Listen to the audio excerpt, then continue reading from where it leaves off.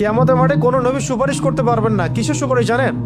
50,000 বছর মানুষ দাঁড়ায় থাকবে, দাঁড়ায় থাকবে, দাঁড়ায় থাকবে, বিচার শুরু হচ্ছে না।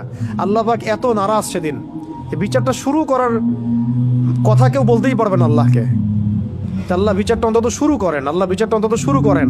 দাঁড়ায় থাকতে থাকতে আমাদের অবস্থা খারাপ, প্রত্যেক মানুষেরই অবস্থা হয়ে যাবে। মানে ইল্লা মাশাআল্লাহ, ইল্লা মাশাআল্লাহ।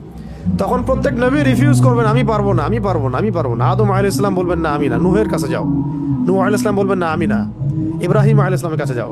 এভাবে একে একে একে একে করতে করতে রাসূল সাল্লাল্লাহু আলাইহি ওয়াসাল্লাম পর্যন্ত আসবেন যখন, তিনি বলবেন যে আমি সুপারিশ করবো ইনশাআল্লাহ, আজকের এই সুপারিশ আমার জন্যে। তাও মানুষ দেখবে যে রাসূল সাল্লাল্লাহু আলাইহি ওয়াসাল্লামকে সুপারিশ করানোর জন্যে বোরাক নিয়ে আসা হচ্ছে উপর থেকে, আসমান থেকে। জিবরাইল আলাইহিস সালাম আসছেন, তিনি সেখানে উঠছেন, উপরে নিয়ে যাওয়া হবে। মানুষ দেখতে পারবে একটা বিশাল অট্টালিকার সামনে, আসমান এবং জমিনের মাঝখানে। এইটা হচ্ছে মাকামে মাহমুদ। এখানে গিয়ে রাসূল সাল্লাল্লাহু আলাইহি ওয়াসাল্লাম সেজদায় পড়ে যাবেন।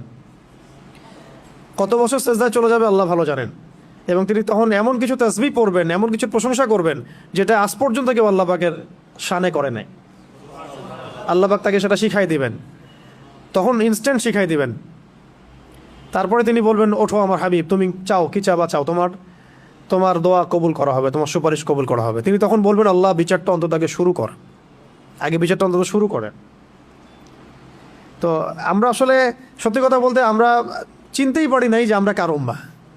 মহামানবকে, একজন মহামানবকে, যিনি আল্লাহ পাকের হাবিব, তাকে এত কষ্ট কেন সহ্য করতে হচ্ছে? কাদের জন্যে? কাদের জন্য তার এত কষ্ট? এইটা যদি আমরা উপলব্ধি করতে পারতাম, তাহলে এই সাতেমদের এগেনস্টে যে আমরা আইনের কথা বলছি, বিদ্রোহ মানে মিছিল মিটিং স্লোগানের কথা বলছি না, এগুলোর প্রয়োজন হতো না। রাষ্ট্র নিজে এগুলো খুঁজে খুঁজে বের করে রেখে দিত। যদি তারা বুঝতো যে নবী সাল্লাল্লাহু আলাইহি ওয়াসাল্লাম কে, তিনি কি করেছেন আমাদের জন্য, তার অবদান কি এই মানবতার মুক্তির দূত হিসেবে।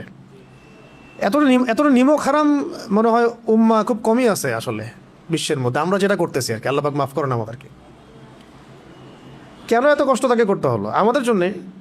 তিনি তো মাকামে মাহমুদে যাবেন, জান্নাতুল ফিরদাউসুল আলায় যাবেন। তিনি আল্লাহর হাবিব, তার আগেও কোনো গুনাহ নাই, পরেও কোনো গুনাহ নাই। কিয়ামতের মাঠে কোনো নবী সুপারিশ করতে পারবেন না, তিনি সুপারিশ করবেন। কিয়ামতের মাঠে কোনো নবী সুপারিশ করতে পারবেন না। কিসের সুপারিশ জানেন? 50,000 বছর মানুষ দাঁড়ায় থাকবে, দাঁড়ায় থাকবে, দাঁড়ায় থাকবে, বিচার শুরু হচ্ছে না।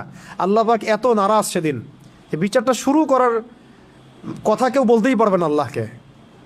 আল্লাহ বিচারটা অন্তত শুরু করেন, আল্লাহ বিচারটা অন্তত শুরু করেন। দাঁড়ায় থাকতে থাকতে আমাদের অবস্থা খারাপ, প্রত্যেক মানুষেরই অবস্থা হয়ে যাবে। মানে ইল্লা মাশাআল্লাহ, ইল্লা মাশাআল্লাহ। তখন প্রত্যেক নবী রিফিউজ করবেন, আমি